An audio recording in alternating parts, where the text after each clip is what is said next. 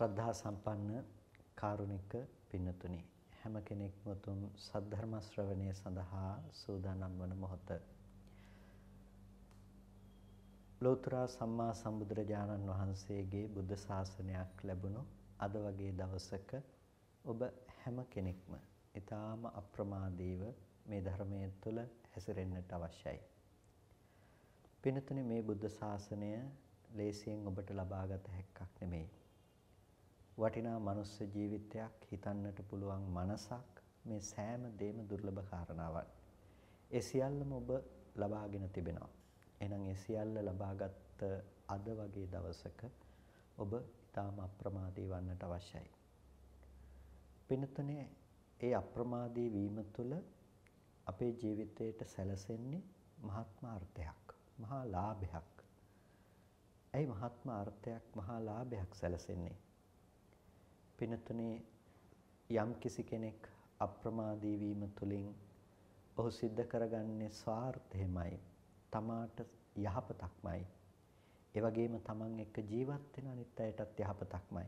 අන්න ඒ නිසායි අප්‍රමාදය ඊටාම වැදගත් වෙන්නේ. බුදුරජාණන් වහන්සේ නිරන්තරයෙන්ම දේශනා කරන්නේ සැපවත් වන මාර්ගය පිළිබඳව. ඒ සැපය ලෝකයේ තුල පවතින කිසිම දෙයකින් බිඳ හෙළිය නොහැකි උත්තරීතර සැපයක්. අන්නේ නිසයි චිත්තං දන්තං සුඛවහං කියලා දේශනා කළේ දමණය කරන ලද හිතයි සුව එළවන්නේ කියලා. එහෙනම් සැපය ලබා ගැනීම සඳහා කළ යුතු වෙන්නේ අපේ හිත දමණය කර ගැනීම. අපි ගොඩක් වෙලාවට ඒ සඳහා කරන්නේ භෞතික දේවල් සොයාගෙන ඒ පසුපස හඹා යෑම වුණත් ඒ කිසිම දෙයකින් පුළුවන් කමක් නැහැ පින්නතුනි අපිව දුකෙන් නිදහස් කරන්නට, දුකෙන් මුදවන්නට. ඒ අපි උරුමකම් කියන, අපි ලබා ගන්න, ලං කරගන්න සෑම දෙයක්ම අපිව දුකටපත් කරන්නට, අපිව දුකෙන් තබන්නට හේතු වන දේවල්. ඒ හැම දෙයක්ම අපිව දුකකින් කෙලවර කොට තබන්නේ.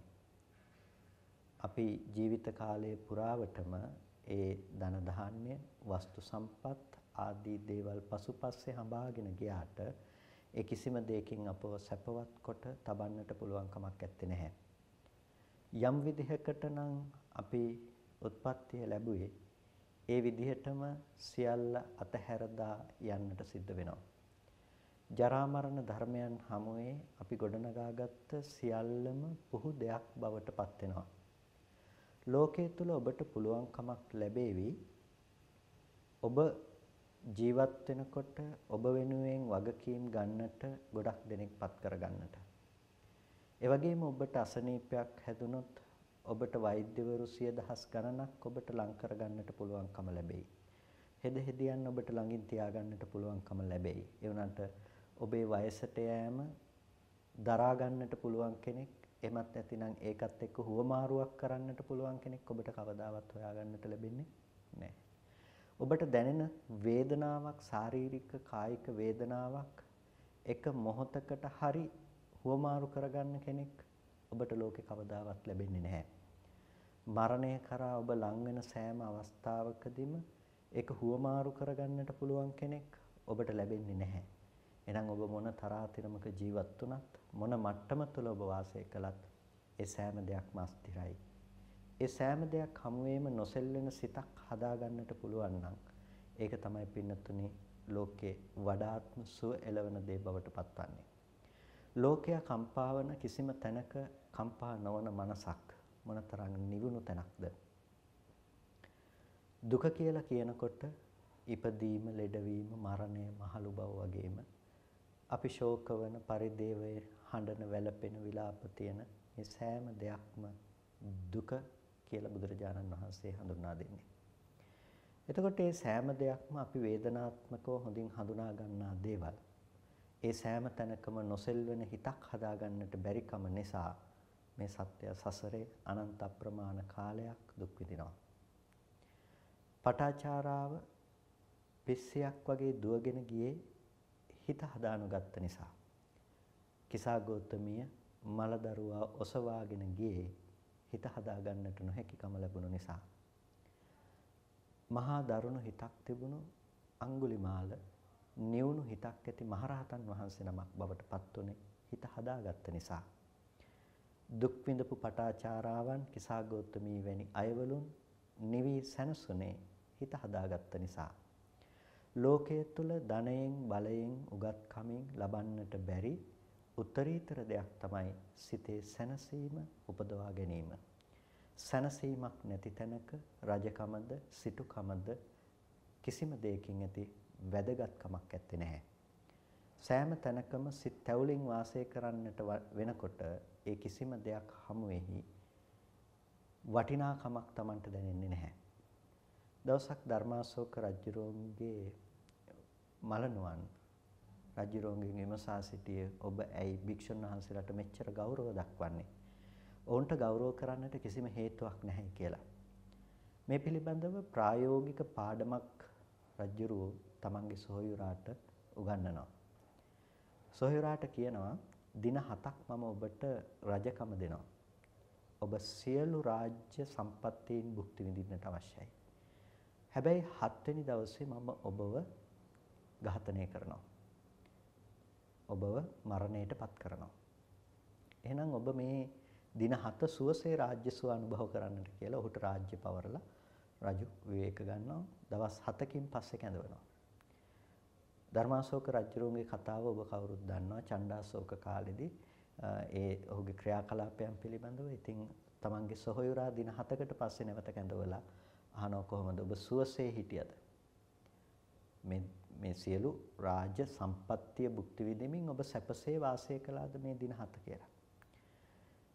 එහෙම අහනකොට කියනවා ස්වාමීනි මම කොහොම සතුටින් ඉන්නද? මම කොහොම රජ සැපත් අනුභව කරන්නද? දවස් 7කට පස්සේ මැරෙන මරණය ගැන හිත මම මහ වේදනාවකින් මම මහ දුකකින් තැවෙමින් හැම මොහොතකම කාලය ගත කළේ.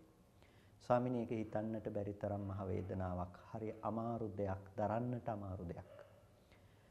මෙන්න මේ වෙලාවේදී රජුරෝ කියනවා එහෙනම් ඔබට දින 7කට පස්සේ එන මරණය ගැන හිතනකොට ඔබ ඔච්චර තැවුණා. හැබැයි මේ භික්ෂූන් ධර්ම මාර්ගය තුල ගමන් කරන අයවලුන් ඊළඟ මොහොතේ තමන් කරා පැමිණෙන මරණය පිළිබඳව මෙනෙහි කරන අය. ඒ අය ඔබ වගේ තැවීමක් නැතුව, දාහයක් නැතුව සිතේ සැනසille හිත හදාගෙන වාසය කරනවා. ඒකම ප්‍රමාණවත් නේද? ඔවුන්ට වන්දනා කරන්නට කියලා. පින්තුනි ඒක තමයි හිත හදා ගැනීමෙහි තිබෙන වෙනස්කම. ලෝකයා ශෝක කරන තැන ශෝක නැතුව ඉන්න පුළුවන්කම තියෙනවා. ලෝකයා දුක් විඳින තැන දුක උපද්ද ගන්න නැතුව වාසය කරන්නට පුළුවන්කම තියෙනවා. ලෝකයා සසර ගමනක ගමන් කරනකොට අපිට නතර වෙලා නිවෙන්නට පුළුවන්කම තිබෙනවා. ඒ නිසා මේ ධර්මය උත්තරීතරයි. බුදුරජාණන් වහන්සේ අපට මඟ පෙන්වුවේ දේශනා කළේ ඒ උත්තරීතර නිවීම, ඒ උත්තරීතර ධම්ම මඟ අපි කොහොමද අපේ ජීවිතයට ප්‍රායෝගිකව යොදාගන්නේ කියන දේ පිළිබඳව. එනිසා ඔබත් උත්සාහවත් වන්නට ඕනේ නිවීම ඔබේ ජීවිතය තුළ ඇති කරගන්නට. ඒ සැනසීම ඔබේ ජීවිතය තුළ උපදවා ගන්නට. ඒක තමයි ඊටාම වැදගත්ම දේ බවට පත්වන්නේ. ඒ නිවෙන මඟ මොකද්ද? ඒ නිවෙන මාර්ගය මොකද්ද? එය අපි විමසා බැලිය යුතුයි. බුදුරජාණන් වහන්සේ හැමදාම උත්තරයක් දුන්නේ ලෝකයාට විඳින්නට වෙන ලෝකයාට තිබෙන ප්‍රශ්නවලට උත්තරයක් විදිහට. බෝධිසත්වයන් වහන්සේ ගිහිගේ අතහැරලා යන්නේ ලෝකේ පවතින යම් සත්‍යතාවයක් දැක්ක නිසා. මොකක්ද ඒ සත්‍යතාවය? වේදනාත්මකව සත්වයා කරා පැමිණෙන දුක උන්වහන්සේ දැක්කා. අපි කියනවා සතර පෙර නිමිති දැකීම තුළ උන්වහන්සේ ඒ දුක සහ දුකෙන් මිදෙන ක්‍රමවේදයක් ගැන යම්කිසි දෙයක් සොයා යා යුතුයි කියන හැඟීම ඇති කරගත්තාය කියලා. එතකොට ලෙඩවීම, මහලු බව, මරණය කියන දේවල් උන්වහන්සේ සමාජය තුළ පවතින මිනිසා කරා පැමිණෙන දේවල් හැටියට දැක්කා. Tamanටත් ඒ දෙයට උරුමකම් කියන්නට සිද්ධ වෙනවා කියන දේ අවබෝධ කරගෙන මේ දෙයට උත්තරයක් හොයාගන්නට තමයි ගිහිගේ අතහැරලා ගියේ. උන්වහන්සේකට උත්තරේ හොයාගත්තා. එහෙනම් මේ ධර්මයේ තුලින් අපිට පුළුවන්කම තියනවා ඒ දේ නැති කරලා දාන්නට. මොන දේද?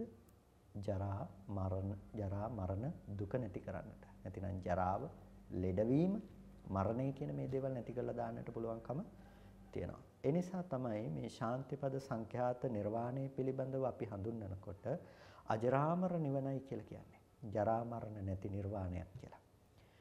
ඒ අජරාමර සංඛ්‍යාත නිවන පිළිබඳව අපි හඳුනා ගන්නකොට පින්නතුනි අපි කොහොමද ඒ නිර්වාණය අවබෝධ කර ගැනීම පිණිස අපේ මාර්ගය ප්‍රතිපදාව ඉලක්කගත කරගන්නේ කියන කාරණාව අපි අවබෝධ කර ගැනීම, තේරුම් ගැනීම ඊටාම වැදගත් වෙනවා. පින්නතුනි අපි බලනකොට විශේෂයෙන්ම අපිට දකින්න පුළුවන්කම තිබෙනවා අපි ලෝකේ කවුරුත් එක සමානව ජරා මරණ දුක විඳිනවා. දුක ගැන විස්තර කරනකොට බුදුරජාණන් වහන්සේ ලෝකෙට පැමිණෙන වේදනාත්මක දුක තමයි ඉස්සෙල්ලම පෙන්වා දුන්නේ. ජාතිපි දුක්ඛා, ජරාපි දුක්ඛා, ව්‍යාධිපි දුක්ඛෝ, මරණම්පි දුක්ඛං, අප්පේහි සම්පයෝගෝ දුක්ඛෝ, පියේහි විප්පයෝගෝ දුක්ඛෝ, යම්පිච්ඡන්න ලබති තම්පි දුක්ඛං. මේ හැම දෙයක්ම පින්නතුනේ අපිට වේදනාත්මකව දැනෙන දුක්නේ. හිතට දැනෙනවා වේදනාවක්. එතකොට ලෙඩවීම, මරණය, මහලු බව හැමෝම අපිට දැනෙනවා දුක්. කැමැති දේ කැමැති විදිහට අපිට නොලැබෙනකොට, අකමැති දේවල් වෙනකොට අපි මානසිකව ඇදගෙන වැටෙනවා, අපේ හිතට මහ දුකක් දැනෙනවා. මේවා අපිට විඳින්න වෙන වේදනාත්මක වශයෙන් අපි කවුරුත් විඳින දේවල්. ජීවිතය තුළ දුකක් නොවින්ද මිනිස්සෙක් නැහැ. හැම මිනිස්සෙක්ම දුකක් විඳිනවා. හැම මිනිස්සෙකුටම දුකක් තියෙනවා. වේදනාත්මකව පවතින මේ දුක විඳින්නට සිද්ධ වෙනවා. එතකොට මෙන්න මේකට තමයි උත්තරයක් හෙව්වේ. එතකොට අපිට මේකට උත්තරයක් විදිහට බුදුරජාණන් වහන්සේ පෙන්වනවා. ඉස්සෙල්ලම අපි මේ පිළිබඳව තේරුම් ගන්නට අවශ්‍යයි. ජරා මරණ දුක අපිට එන්නේ කොහොමද? ශෝක පරිදේව දුක්ඛ දෝමනස් උපායාස දුක් අපිට එන්නේ කොහොමද? මේ දුක පිළිබඳව අපි තේරුම් ගන්නට අවශ්‍යයි. එතකොට දැන් මෙතනදී ජරා මරණ දුක අපි ප්‍රමුඛ කරගෙන කතා කරනවා. අනිකුත් සියලුම දේවල් දුක් වන නිසාමත් ඒ වගේම මිනිස්සෙකුට පැමිණෙන්නට පුළුවන් මහත්ම හානිය ජරා මරණ දුක නිසාමත්. එතකොට මේ පිළිබඳව බුදුරජාණන් වහන්සේ දේශනා කරන කරුණු හතරක් විදිහට අපි කියනවා චතුරාර්ය සත්‍ය සංග්‍රහය කියලා. ඒ තමයි ජරා මරණම් පජානාති, ජරා මරණ සමුදයම් පජානාති, ජරා මරණ නිරෝධම් පජානාති, ජරා මරණ නිරෝධගාමිනී පටිපදංච පජානාති. ජරා මරණය හඳුනා ගන්නවා, ජරා මරණ නිරෝධය, ජරා මරණ සමුදය හඳුනා ගන්නවා, ජරා මරණ නිරෝධය හඳුනා ගන්නවා, ජරා මරණ නිරෝධගාමිනී ප්‍රතිපදාව පිළිබඳව හඳුනා ගන්නවා. එතකොට ජරා මරණය හඳුනා ගන්නවා. අපි කොහොමද ජරා මරණය හඳුනාගන්නේ? ජරා මරණය අපි හඳුනාගන්නේ ජීවිතයට පැමිණෙන ජරා මරණ දුක තුළ. ජරා මරණ දුක තුළ කියන්නේ ඔබ ඔබේ මනස පැත්තට, ඔබේ හිත පැත්තට ඔබ ටිකක් හැරිලා බලන්න. ඔබ තරුණ වයසේ ඉන්න කෙනෙක් නම් ඔබේ පොඩි කාලෙට ඔබ මනසින් පොඩ්ඩක් ගමන් කරලා බලන්න.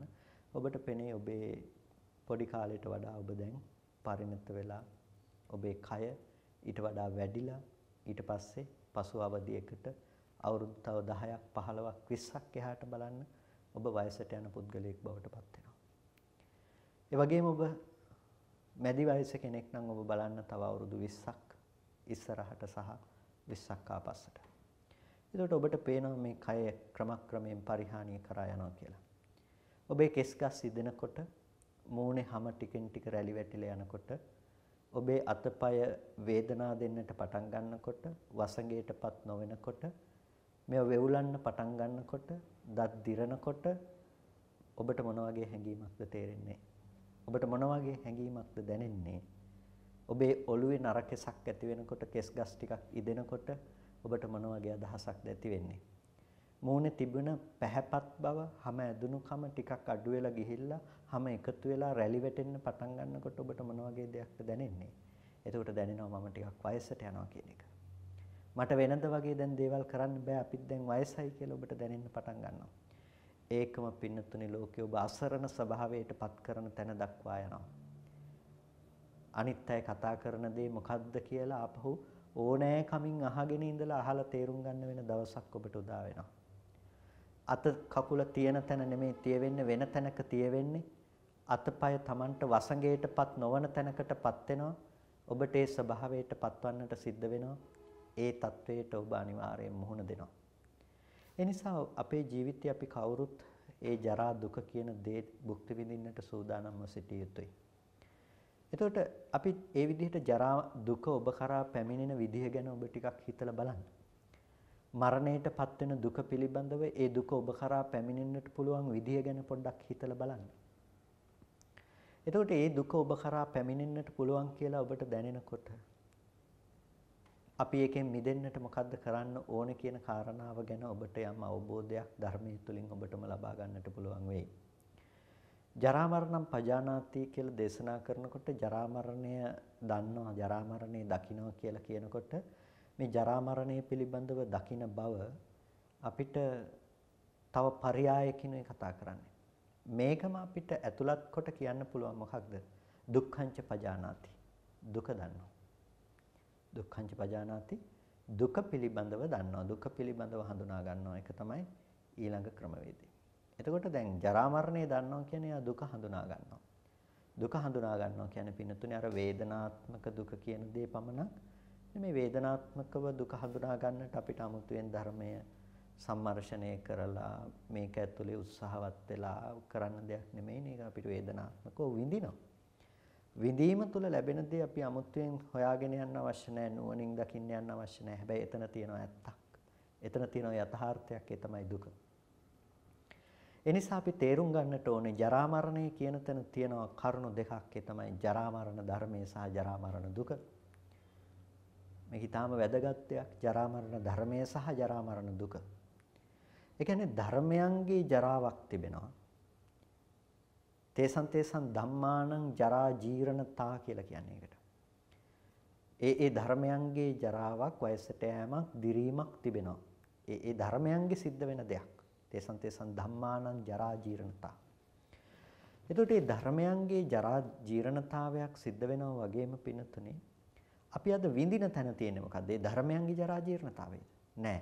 තේසං සත්තානං තම්හි සත්තනිකායේ ඛණ්ඩිච්ඡං පාලිච්ඡං වල්ලිච්ඡචතා.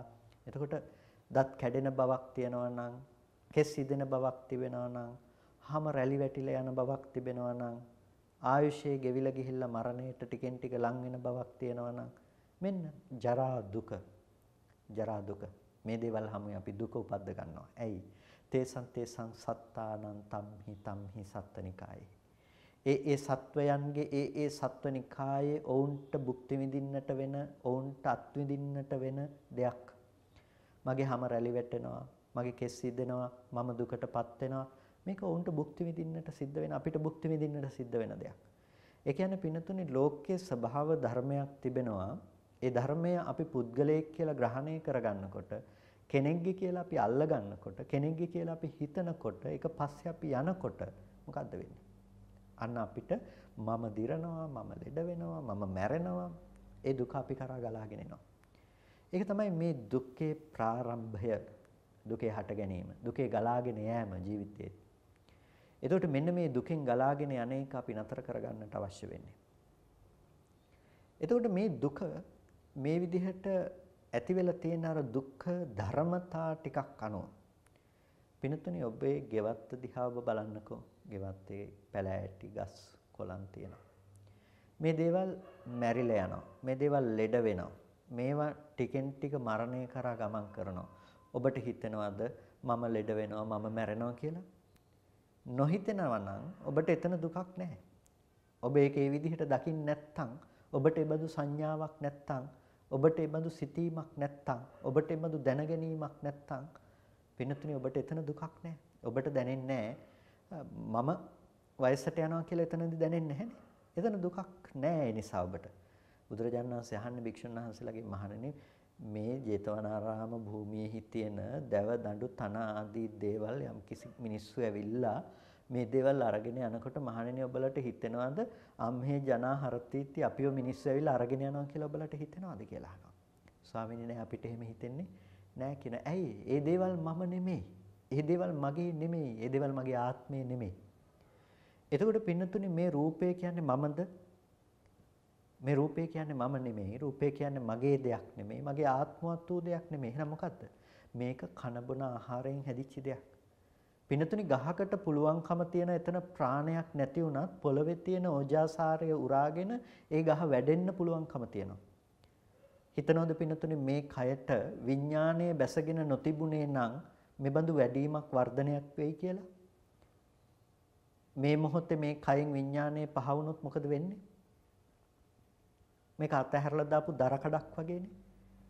දර කඩේ වැඩිමක් නැහැනේ. දර කොටේක වර්ධනයක් නැහැ. ඒක මොකද්ද වෙන්නේ? ටික මොහොතින් මොහොත දිරලා යනවා විතරයි. ඒ වගේ මේ කයෙන් විඥානය අපගත වුණොත් මොකද වෙන්නේ? මොහොතක් ගානේ.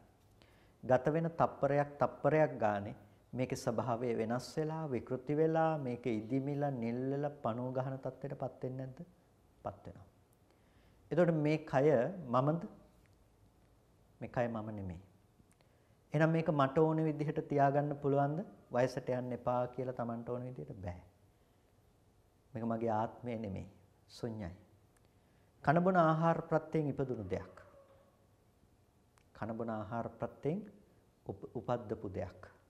එතකොට පින්නතුනි මේ කයේ ස්වභාවය සත්පුද්ගල ආත්ම භාවයෙන් ශුන්‍ය වූ බුදු ධර්මතා මාත්‍රයක් පමණයි.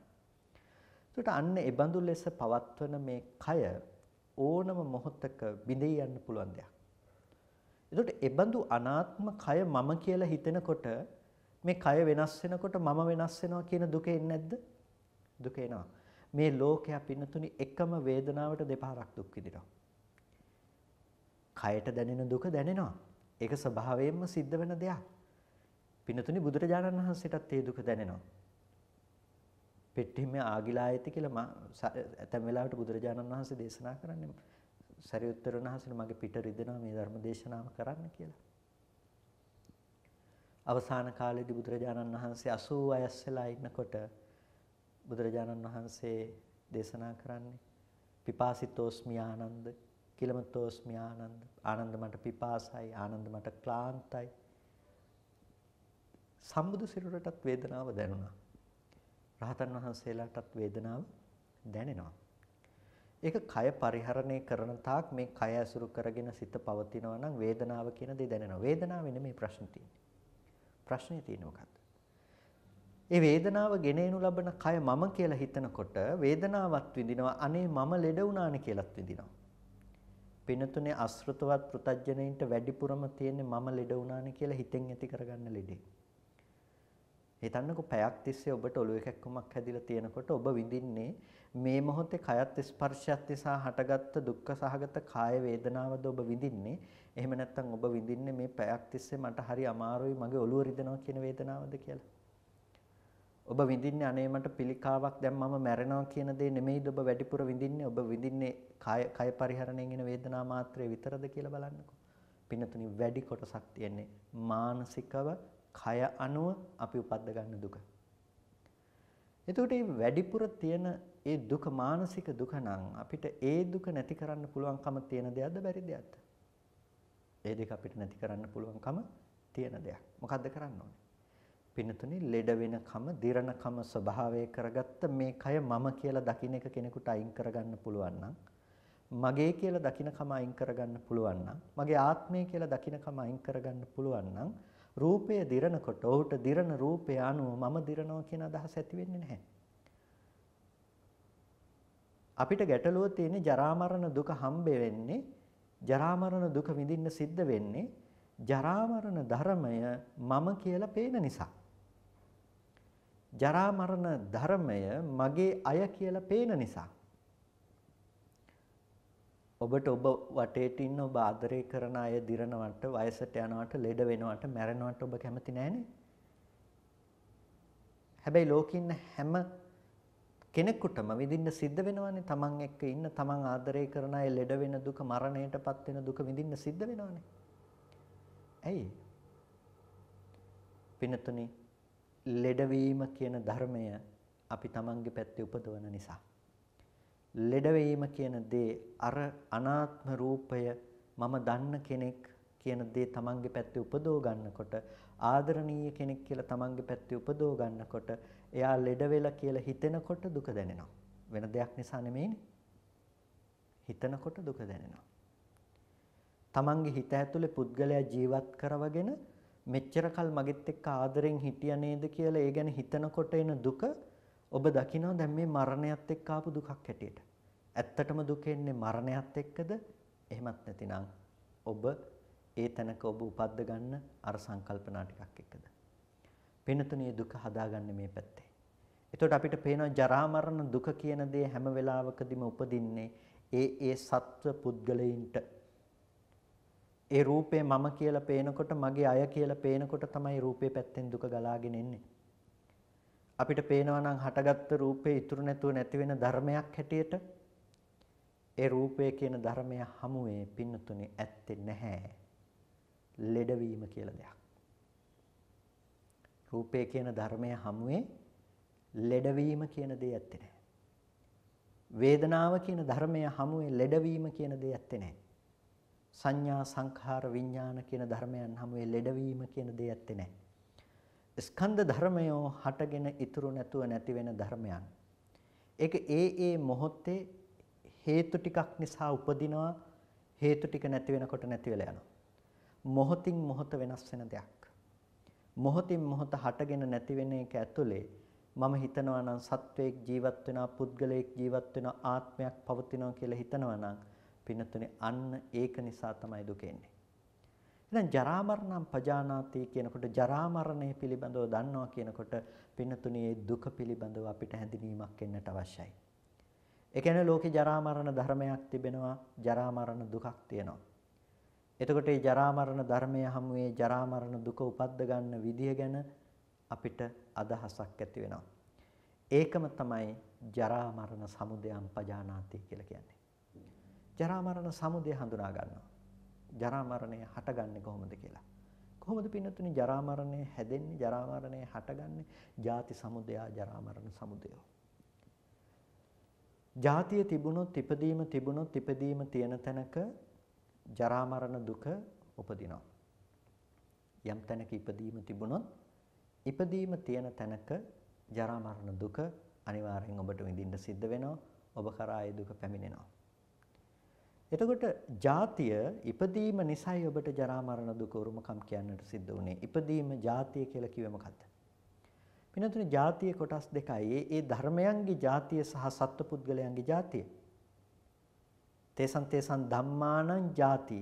ඒ ධර්මයන්ගේ ජාතිය සහ තේසං සත්තානං තම්හි සත්තනිකායේ ජාති සංජාති ඔක්칸ති අබිනිබ්බත්ති කන්දානම් පාතු භාවෝ ආයතනානම් පටිලාභෝ මෙන්න මේ පෙන්නන ජාතිය. ඒ සත්වයින්ගේ ඒ සත්වනිකායේ තේසං සත්තානං තතත්තාය කියලා කියන. ඒ සත්වයින්ගේ එසේ වීම කියන දේ. දේවානං දේවත්තාය දෙවියන්ගේ දෙව් බව පිණිස ඊට පස්සේ මනුස්සයින්ගේ මිනිසත් බව කියලා යමක් තියෙනවා නම් තිරිසංගත සත්තුන්ගේ තිරිසංගත බව සර්පයන්ගේ සර්ප බව කුරුල්ලන්ගේ කුරුළු බව. එතකොට එසේ බවක් තියෙනවා නම් ඒබඳු ස්වභාවයක් තිබෙනවා නම් අන්න ඒබඳු ස්වභාවයේ හට ගැනීම ඔබට මේ ස්කන්ධ ටික මත හිතෙනවා නම් මම මිනිස්සෙක් මම පුද්ගලයෙක් කියලා. මනුස්ස ලෝකෙ ඉපදුණු පුද්ගලයෙක් කියලා පින්නතුනේ ඔබට මනුස්ස ලෝකෙට අදාළ දුක් ටික විඳින්න වෙනවම තමයි. කෙනෙකුට හිතෙනවා නම් එතන එබඳු ලක්ෂණයන්ගෙන් ඉන්න මෙබඳු කෙනෙක් කියලා තමන්ව හම්බ වෙනවා නම් සත්වනිකායක જાතියක් විදිහට ඔබට හම්බ වෙනවා නම් ස්කන්ධ ටික අල්ල ගන්න පුළුවන් විදිහට ඔබට සැකසෙනවා නම් ඒක තමයි පින්නතුනේ જાතිය. හැබැයි එතන තියෙන જાතියේ ස්වභාවයක් තේසං ධම්මානං ಜಾති කියලා. ඒ ධර්මයන්ගේ જાතියක් තියෙනවා. ඒ ධර්මයන්ගේ જાතිය කියලා කියන්නේ පින්නතුනේ ඒ ධර්මයන්ගේ හට ගැනීමක්. කුමන ධර්මයන්ගේද? ස්කන්ධ ධර්මයන්ගේ හට ගැනීම. රූපය හට ගන්නවා. රූපය හට ගන්නවා කියලා කියන්නේ ඇස කන නාසය දිව ශරීරය කියන මේ ප්‍රසාද රූප ජනනය වෙනවා. ප්‍රසාද රූප උපදිනවා. ඇහි චක්කු ප්‍රසාදේ ඉපදුනාම බාහිර රූපය ආපත්‍යාගම වෙනවා. රූපය ඇවිල්ලා ඇහැට ගැටෙනවා. එතකොට රූපය ගැටුණේයි ඇහැට ප්‍රසාදේ ඉපදුණු නිසා. ප්‍රසාදේ ඉපදුණේයි කන බොන ආහාරය නිසා ප්‍රසාදය හැදුවා. කන බොන ආහාරය විතරද? නෑ, රූපය අසුරු කරන විඥානය නිසා. ඇයි එහෙම විඥාණයෙන් රූපය අසුරු කරන්නේ? අවිද්‍යාව, කර්මය, තණ්හාව නිසා. එතකොට අවිද්‍යාව, තණ්හා, කර්ම නිසා තමයි මෞකුසකට ප්‍රතිසන්දි වශයෙන් විඥානයේ බැසගන්නේ. බැසගත් විඥාණයට අනුරූපව තමයි ඒතන ප්‍රසාද රූපාදිය උපදින්නේ. එතකොට ඔබට යම් රූපයක් ඇහැට පේනවා නම් ඔබට රූපේ පේන මම මේ පැත්තේ හම්බ වෙනවා නම් ඔබට මේ දැනෙන මාව හම්බ වෙනවා නම් ස්පර්ශ වෙන විඳින ඇහෙන මේ මම හම්බ වෙනවා නම් ඔබට ඉබඳු රූපයක පහළවීමක් සිද්ධ කරලා තියෙන්නේ මේ හේතු ටිකක් නිසා. අවිද්‍යාව, කර්මය, තණ්හාව සහ ආහාර ප්‍රත්‍යය. යම්කිසි වේදනාවක් ඔබට දැනෙනවා නම් වේදනාව උපදින්නේ ස්පර්ශ ප්‍රත්‍යයෙන්. ඇහැට රූපයක් ගැටුණොත් තමයි එතන වේදනාවක් උපදින්නේ. කනට ශබ්දයක් ස්පර්ශ වුණොත් තමයි වේදනාවක් උපදින්නේ. වේදනාවක් උපදින තැනක තමයි ඔබට හඳුනා ගැනීමක් කරන්න පුළුවන්කම තියෙන්නේ.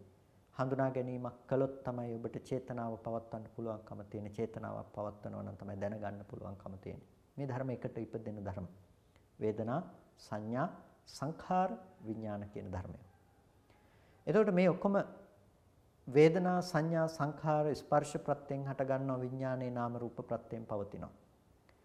එතකොට මෙන්න මේ ධර්මයන්ගේ පැවැත්ම මොහොතින් මොහොත සිද්ධ වෙන දේවල්.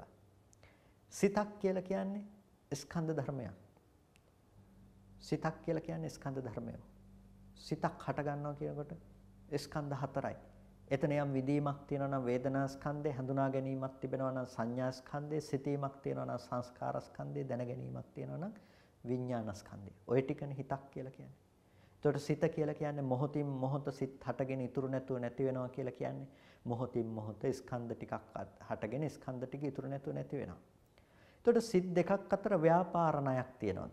ඒ කියන්නේ මෙතනින් මෙතනට යන මොනවා හරි තියෙනවද? මම මේ හිතේ ඉඳලා අනිත් හිතට මම කියන ගතිය යනවා. මේ හිතේ ඉඳලා මේ හිතට මම හිටියා කියන ගතිය යනවා. මේ හිතේ ඉඳලා මේ හිතට මම වයසට ගිහිල්ලා කියන ගතිය යනවා. එහෙම හිතින් හිතට යමක් යනවද? නැහැ. අපි දැක්කනේ දැන් රූපයේ එහෙම එකක් තිබුණේ නැහැ කියලා. රූපේ දර කඩක් වගේ කියලා අපි කිව්වනේ. ඒකට හිතේ තියනවද එහෙම ගතියක්? පින්නතුනේ හිතෙත් එහෙම එකක් නැහැ. හිත මොහොතින් මොහොත හටගෙන ඉතුරු නැතුව නැති වෙනවා. එහෙනම් මොකකද අපි පුද්ගල ආත්ම සංඥාවන්ගෙන් ඇසුරු කරන්නේ? මේ ස්කන්ධ ටික පුද්ගලයෙක් කියලා මට පේනවා නම් පුද්ගලයෙක් කියලා පේන තැනක ඔබට ජරා මරණ දුක ශෝක පරිදේව දුක්ඛ දෝමනස් උපායාස මේ හැම දෙයක්ම ඔබ කරා ගලාගෙන එනවා. ඒ ඔබට නතර කරන්න පුළුවන් කමක් නැත්තේ නෑ. ඒක කිසිම විදිහකින් ඔබට නතර කරන්න පුළුවන් කමක් නැත්තේ නෑ. ඒ නිසා ඔබ ඒ දේ නවතාලිය යුතුයි. ඔබ ඒ දේ නවතාලිය යුතුයි. ඔබ ඒ දේ නතර කරන්නට ඕනේ. නතර කරන්නට ඕනේ නම් ඔබ කළ යුත්තේ මොකද්ද? ජාති නිරෝධා ජරා මරණ නිරෝධෝ. ජාති නිරෝධයෙන් ජරා මරණ නිරුද්ධ වෙන්නේ. එහෙනම් ජාතිය නැති කරන්න ඕනේ. ජාතිය නැති කළොත් තමයි පින්නතුනේ ඔබට මේ ජරා මරණ දුක නැති කරන්නට පුළුවන්කම තියෙන්නේ. ඒ කියන්නේ ජාතිය නැමැති දුක නැති කළොත් ඔබට පුළුවන්කම තියෙනවා ජරා මරණය නැමැති මේ දුක නැති කරලා දාන්න. එහෙනම් ඔබ සිද්ධ කළ යුතු දේ වෙන්නේ මොකද්ද? ජාතිය නැමැති දුක නැති කරලීම. ජාතිය නැමැති දුක නැති කරලීම තමයි ඔබ සිද්ධ කළ යුතු දේ බවට පත් වෙන්නේ. කොහොමද ජාතිය නැති කරන්නේ? අයමේව අරියෝ අට්ඨංගිකෝ මග්ගෝ ජාති නිරෝධ ගාමිනී පටිපදා. නැතිනම් ජරා මරණ නිරෝධ ගාමිනී පටිපදා. මේ ආර්ය අෂ්ටාංගික මාර්ගය තමයි ජරා මරණ නිරුද්ධ කරන්න තියෙන ක්‍රමය. දැන් ප්‍රතිපදාවක් පනවනවා බුදුරජාණන් වහන්සේ. මොකද්ද? ජරා මරණය නැති කරන්න ඕනේ නම් ඔබට පුළුවන් කමක් නැහැ ඒක බෙහෙත් බීලා කරන්න. ඔබට පුළුවන් කමක් නැහැ වයසට නොයා ඉන්න. ඔබ යනවා. තාවකාලිකව ඔබ මොන දේවල් කරන්න හැදුවත් ඔබ වයසට යනවා. ඔබ මරණයටපත් වෙනවා. ඔබට බෑ ඒ දුක එතනින් නැති කරන්න. එහෙනම් ඒකට තියෙන ක්‍රමයක්. ඒ තමයි ආර්ය අෂ්ටාංගික මාර්ගය. ඒ තමයි ඔබ ඔබේ වත්තේ තියෙන දිරණ ගස්, මැරෙන ගස් මම කියලා හිතන්නේ නැති වෙනකොට ඒවා දිරලා ගියාට, මැරිලා ගියාට ඔබට දුක එන්නේ නැහැ වගේ. ඔබට මේ දිරණ කය මම කියලා හිතන්නේ නැත්නම්, නැති වෙන ස්කන්ධ ටික මම කියලා හිතන්නේ නැත්නම් ඔබට දුක නැති වෙන ක්‍රමයක් තියෙනවා. එහෙනම් අන්න ඒ ක්‍රමය අපි උපද්ද ගන්න ඕනේ. ඒක තමයි සම්මා දිට්ඨිය කියලා කියන්නේ. ඇත්ත ඇති හැටියට දකින්න. අන්න අපි කොහොමද දැන් සම්මා දිට්ඨිය උපදවගන්නේ? ජීවිතේට කොහොමද අපි සම්මා දිට්ඨිය උපදවගන්නේ? ඇත්ත ඇති හැටියට අපි දකින්නේ කොහොමද? පින්නතුනි, ඇත්ත ඇති හැටියට අපිට දකින්න තියෙන්නේ අපි අසුරු කරන තැන තිබෙන යථාර්ථය, යථාභූත ස්වභාවය අප තේරුම් අරගනිමින්. එතකොට අපි අසුරු කරන තැන තියෙන මොකද්ද? ජරා මරණ ධර්මයේ තේරුම් ගන්නට ඕනේ. ජරා මරණ ධර්මයේ තේරුම් ගන්නට ඕනේ. ජරා මරණ ධර්මයේ තේරුම් ගන්නකොට අපිට පේනවා ජරා මරණ දුක උපද්දන්නේ හැම වෙලාවකදීම ජරා මරණය ස්වභාවය කොටගත් ධර්මයෝ සත්වයක් පුද්ගලයෙක් කියලා අපි තණ්හා කරනකොට එතනින් දුක එනවා කියන එක. එතකොට අපිට මේ ජාතිය නැති කරන මඟ අපිට පැහැදිලි කරගන්නට පුළුවන්. එනිසා ඔබ තේරුම් ගන්නට ඕනේ රූපය ජරාව ස්වභාව කොටගත් ධර්මයක්. ඇස ජරාව ස්වභාව කොටගත් ධර්මයක්. ඇහැට පේන රූපේ ජරාව ස්වභාව කොටගත් ධර්මයක්. කන ජරාව ස්වභාව කොටගත් ධර්මයක්. කනට ඇහෙන ශබ්දය ජරාව ස්වභාව කොටගත් ධර්මයක්. එහෙනම් අපි මිදෙන්න ඕනේ මොකකින්ද? ඇහෙන් මිදෙන්න ඕනේ. රූපයෙන් මිදෙන්න ඕනේ. කනෙන් මිදෙන්න ඕනේ. ශබ්දයෙන් මිදෙන්න ඕනේ. මේ සියල්ලංගෙන්ම මිදිය යුතුයි. මේ සියල්ලංගෙන්ම මිදිය යුතුයි. රූපයෙන් මිදෙන්න ඕනේ කියනකොට ඇස, කන, නාසය, දිව, ශරීරය, රූප, ශබ්ද, ගන්ධ, රස, ස්පර්ශ කියන මේ සියලු ධර්මයන්ගෙන් මිදෙන්නට ඕනේ. මේක ටිකක් වෙනස් කතාවක් නේ. මේක ටිකක් වෙනස් කතාවක්. ඇයි මේක ටිකක් වෙනස් කතාවක් කියලා කිව්වේ? පින්නතුනි මේක පුද්ගලයෙක්ගේ කියලා අපි හිතනකම් මේ ධර්මය අපිට ධර්ම විදිහට පේන්නේ නැතුව අපිට පේනවා සත්වයක් විදිහට, පුද්ගලයෙක් විදිහට. පුද්ගලයා වයසට යනවා, පුද්ගලයා ලෙඩ වෙනවා, පුද්ගලයා මැරෙනවා. අන්න එතකොට අපිට දුක ගලාගෙන ඉන්නේ. එතකොට දැන් මේ ධර්මයන්ගේ ස්වභාවය අවබෝධ කරගත්තාම පින්නතුනි අපිට පේනවා ඇහැ අනිත්‍යයි, රූපය අනිත්‍යයි. ඇහැ සත්වයක් නෙමෙයි නම් රූපේ සත්වයක් නෙමෙයි නම් ඔබට කවදාවත් රූප පෙනිලා තියනවද? රූප දකින්න පුළුවන් මම ඉන්නවද? රූප මට පෙනුණු පුද්ගලයෝ ඉන්නවද? නැහැ. ඇයි? ඇහැට පෙනුනේ රූප විතරයි. රූපය අනිත්‍ය ධර්මයක්. ඒ රූපය ආයේ කවදාවත් දකින්න බෑ. අතීතෙ තිබිලා ආවත් නෙමෙයි, අනාගතයට තියනවත් නෙමෙයි. ඇහැ අතීතෙ තිබුණත් නෙමෙයි, අනාගතයට තියනවත් නෙමෙයි. හටගත්ත දෙයක් ඉතුරු නැතුව නැති වෙලා යනවා. කන ඒ විදිහටමයි, ශබ්ද ඒ විදිහටමයි. එහෙනම් රූපේ ස්වභාවය මොකද්ද? හටගෙන ඉතුරු නැතුව නැති වෙලා යන ධර්මයක්. එහෙනම් රූපේ පැත්තේ සත්‍ය පුද්ගලයෝ හිටියද? නැහැ. ඔయిత වෙන එහා ගියපු වෙනත් රූපයක් ඔබට දකින්න පුළුවන්ද? ඇස, කන, නාසය, දිව, ශරීරය කියන ආයතන ටිකෙන් ගන්න දේවල් හැර ඔබට වෙන රූප දකින්න පුළුවන්ද? බැහැ. ඔබට වෙන රූප දකින්න පුළුවන් කමක් නැත්තේ නෑ. ඔබ ඇසුරු කරන්නේ ටික තමයි. ඇහැට පෙනුනොත් ඒක වර්ණ රූපේ පමණයි. කනට ඇහුනොත් ඒක ශබ්ද රූපේ පමණයි. රූපේ ස්වභාවය තමයි පෙර නොතිබී හටගෙන ඉතුරු නැතුව නැති වෙන එක. එහෙනම් ඒක සත්වයක් පුද්ගලයෙක් නෙමෙයි. ඔබට සත්ව පුද්ගල බවක් මමවත් අනුන්වත් කියලා දෙයක් හම්බ වෙලා නෑ. වේදනාව ස්පර්ශ ප්‍රත්‍යයෙන් උපදින. ඔබ මේකට හේතු ප්‍රත්‍ය සම්මර්ෂණය කරලා බලනකොට ඔබට පේනවා හිතත් මේ මොහොතේ හටගෙන මේ මොහොතේ නැති වෙන ධර්මයක්. රූපයත් හටගෙන නැති වෙන ධර්මයක්.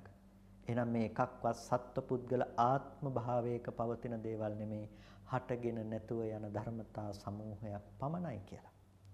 පින්තුණී මේ ධර්මය හටගෙන නිරුද්ධ වෙන ධර්මතා ටිකක් නම් අපි ඒක පුද්ගලයෙක් විදිහට, සත්වයක් විදිහට ස්කන්ධ ටික ගන්න නිසා නේද දුක එන්නේ.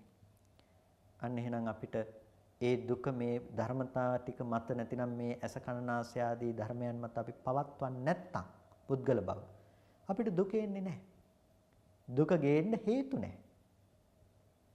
මේ ධර්මයන් මත අපි මේ දුක පවත්වන්නේ නැත්තම් අපිට මේක ගේන්න හේතු නැහැ. ඇහැ පැත්තේ මම ඉන්නවා නම් රූප දකින මම ඉන්නවා නම් මට වයසට යන්න පුළුවන්, ලෙඩ වෙන්න පුළුවන්, දුක එන්න පුළුවන්කම තියෙනවා. මට පේන අය ඉන්නවා නම් ඒක ඇතුලේ මගේ අය ඉන්නවා, පිට අය ඉන්නවා, වටින දේවල් නොවටින දේවල් තියෙනවා, ලැබීම් නොලැබීම් දුක එන්න පුළුවන්. හැබැයි පින්නතුනි මට රූපේ පැත්තේ එකක්වත් නැත්තම් රූපේ නිරුද්ධ නම් නිරුද්ධයි කියන්නේ ඔබට ඇහැට රූප පේන්නේ නැති වෙලා ගිහිල්ලා නෙමෙයි. රූපේ නිරුද්ධයි කියලා කියන්නේ මොකද්ද? රූපේ නිරෝධය ප්‍රත්‍යක්ෂ කරලා ඔබ දකිනවා ඇහැට එනවනම් වර්ණ රූප මාත්‍රයක්. ඒක මේ මොහොතේ හටගෙන ඉතුරු නැතුව නැති වෙලා යන දෙයක්. ඒක මේ පෙනුනට පස්සේ ආයෙත් තියෙනවත් නෙමෙයි, පේන්න කලින් තිබිලාවත් නෙමෙයි. එතකොට ඔබට හම්බෙනවා පුද්ගලයා තුළ ගොඩනැග ලෝකය කියලා ගොඩනගා ගන්න දේ. ඒකේ අනිත්‍යතාවය බුදුරජාණන් වහන්සේ පෙන්වුවේ. ඒක ප්‍රත්‍යක්ෂ කරනවා. ඒක තමයි සම්මා දිට්ඨිය කියලා කියන්නේ. ජරා මරණ ධර්මය කියලා කියන්නේ ඒකට. හටගත්ත ධර්මය ඉතුරු නැතුව නැති වෙනවා. එතකොට මේ ජරා මරණ ධර්මය පිළිබඳව ඔබ ප්‍රත්‍යවේක්ෂා කරනකොට අර ජරා මරණ දුක උපද්ද ගන්න සත්වපුද්ගල බවට මොකද වෙන්නේ? ඒක නොහට ගන්න බවට යනවා. ඇයි? ඔබට දැන් පුද්ගලයෙක්ගේ පැත්මක් පේන්නේ නැහනේ. පුද්ගලයෙකුගේ පැත්මක් නැත්තම් ස්කන්ධ ටිකක් තුළ පුද්ගලයෙක් දිරන්න පුළුවන්ද? පුද්ගලයෙක් මැරෙන්න පුළුවන්ද? මේ දෙකටම ඉඩක් නැහැ. පින්නතුනේ එතන ජරා මරණ දුක නැහැ. ජරා මරණ දුක මිදිලා. ජරා මරණ දුක නැති කරපු පුද්ගලයෙක් ඉන්නවද? නැහැ. එහෙම පුද්ගලයෙක් ඉන්නවා කියන්න පුළුවන් කමකුත් නැහැ. ඒ නිසා බුදුරජාණන් වහන්සේ අපට ධර්ම දේශනා කළේ මේ දුක අපි කොහොමද නැති කරන්නේ, දුක නැති කරන තැන ප්‍රතිපදාව අපි කොහොමද අපේ ජීවිතයට උපද්දගන්නේ කියලා. ඔබ අප්‍රමාදී විය යුත්තේ පින්නතුනි එතනට ක්‍රමක්‍රමයෙන් ගමන් කරන්නට. ඔබ ප්‍රතිපදාව පිරිය යුත්තේ එතනට ක්‍රමක්‍රමයෙන් ගමන් කරන්නට. ඒ නිසා ඔබ සම්මා දිට්ඨිය උපදව ගත යුතුයි. සම්මා දිට්ඨිය කොතැනට යන්නද අපි උපදවගන්නේ? සම්මා දිට්ඨිය උපදව ගන්න ඔබ නිවන කරා ක්‍රමානුකූලව ගමන් කරන්න. නිවන කරා ක්‍රමානුකූලව ගමන් කරන්න. එතකොට ඔබේ ජීවිතයේ සීලය තුල ඉඳලා පටන් ගන්න මේ ඥාන දර්ශනයේ ජීවිතයට ප්‍රායෝගිකව භාවිත කරන තැන දක්වා. ඔබ ජීවිතයේ එදිනෙදා හම්බෙන අරමුණු තුල නොසැලෙන විදිහට ඔබ හොඳට දකින්න පුරුදු වෙන්න ස්කන්ධ ටිකක් විදිහට ඔබටම තේරෙයි දුකට පදනම නැති වෙලා යනවා කියන එක. තරහ අමනාපයන්ට පදනම නැති වෙනවා කියන එක. ඇලීම් සහගත අරමුණු වලට පදනම නැති වෙනවා කියන එක. පින්නතුණි ඒක තමයි නිවෙන්න පුළුවන් ක්‍රමය. ඒක තමයි හිත හදා ගන්න පුළුවන්, හිත দমনය කරගන්න පුළුවන් ක්‍රමය. ඒකට අප්‍රමාදී වන්නට කියලා ඔබට බොහෝම කල්යාණ මිත්‍ර භාවයෙන් සිහිපත් කරනවා. ඉතින් කල්පනා කරගන්න අද දවසේදීත් ඔබ සියලු දෙනාම මේ විදිහට වටිනා කුසලයක් සිද්ධ කරගන්නට යෙදුණා. සද්ධර්ම ශ්‍රවණය කරලා යෝනිසෝ මනසිකාරයේ පවත්තලා වටිනා කුසලයක් සිද්ධ කරගත්තේ. මේ සිද්ධ කරගත්ත සියලුම කුසල ධර්මයන් අපි මේ වෙලාවේදී අනුමෝදන් කළ යුතු අයට අනුමෝදන් කරමු. පළමුවෙන් අපට අර්ථයෙන් ධර්මයෙන් අනුශාසනා කරන අපේ ධර්මාචාර්ය අවසරයි මාංකඩවල සුදස්සන ස්වාමීන් වහන්සේට, අවසරයි මාංකඩවල නන්දරතන ස්වාමීන් වහන්සේට, ස්වාමීන් වහන්සේලා දෙනමටම උතුම් නිවනින් සැනසීම පිණිස හේතු පාරමිතාවක්ම වේවා කියලා ප්‍රාර්ථනා කරනවා. ඒ වගේම මේ සියලු කුසල ධර්මයන් සියලු දෙවියන්ටත් අපි අනුමෝදන් කරනවා. දෙවියෝ මේ පින් සතුටින් සාදුනාදයෙන් අනුමෝදන් වනු ලබත්තා. දෙවියන්ට මේ පින් උතුම් නිවනින් සැනසෙන්නටම හේතු උපනිශ්‍රයම වේවා කියලා සාදු කියලා දෙවියන්ටත් පින් අනුමෝදන් කරමු. ධර්ම ශ්‍රවණය කළ ඔබ සෑම සිළු දෙනාටත් මේ උතුම් කුසලය නිදුක් නිරෝගී සුවපත් භව චිරජීවනයේ සඳහාම අමා මහ නිවනින් සැනසෙන්නටම හේතු උපනිශ්‍රයම වේවා කියලා සාදු කියලා ප්‍රාර්ථනා කරගන්න. හැම දිනාටම තෙරුවන් සරණයි.